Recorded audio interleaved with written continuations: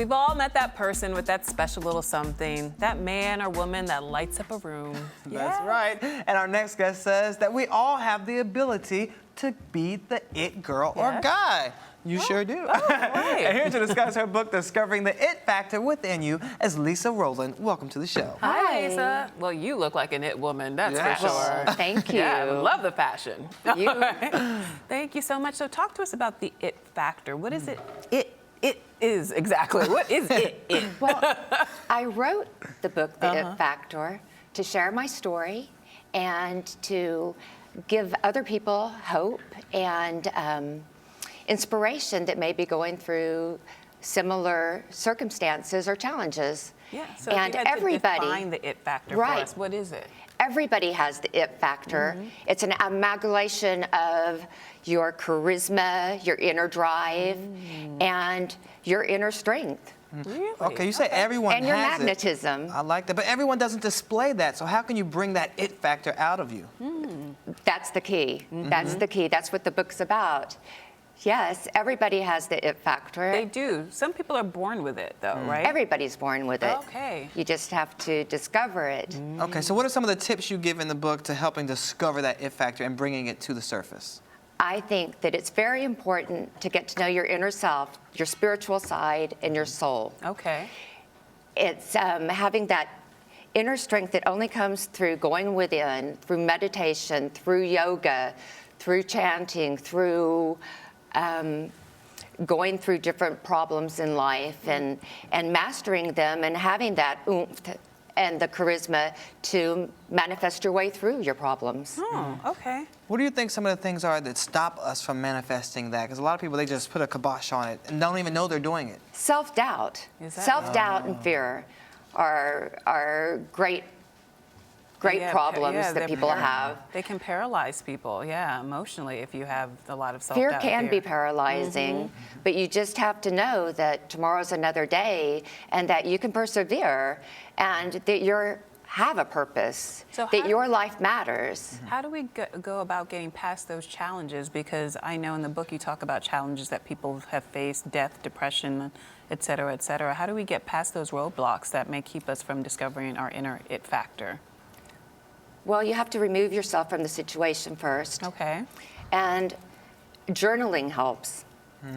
It's very, when you're going through something, you might think that there's not a light at the end of the tunnel, but there always is. Really? And it's keeping your faith really through those situations. It's definitely important. Now, you spoke about fear earlier. Now, is it true that before you became an author, you were an actress in horror films? Yes, and I That's still scary. do that. Really? Absolutely. Give us your best scream. Yeah. That would get a little good. shake with it. That was nice. But yeah, Okay, so why horror films, though? you know, it wasn't that I set out to do horror films.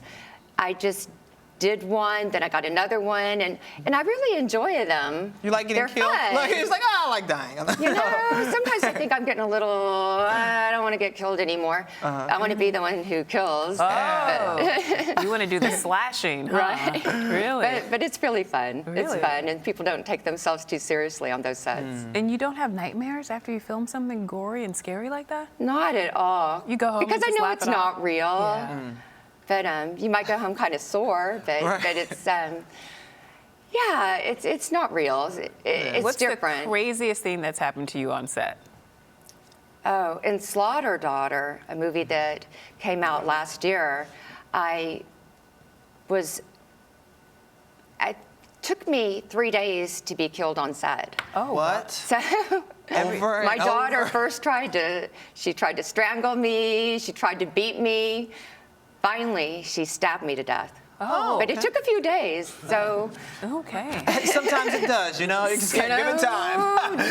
there's no easy way to die. Slaughtered daughter. All right. Okay. Now, how did you make the transition from being slaughtered to writing?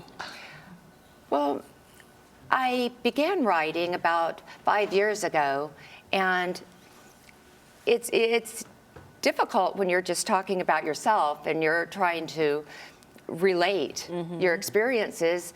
And I just wanted my book to be what you can learn from me and not really just my memoir and about me. Gotcha. Right. Gotcha. Well, you're also an animal activist as well, besides acting Absolutely. and writing. So tell us about your nonprofit.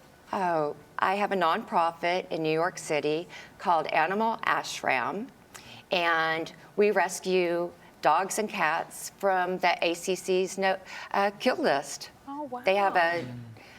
They make out a list every evening of cats and dogs that they'll be killing them next morning.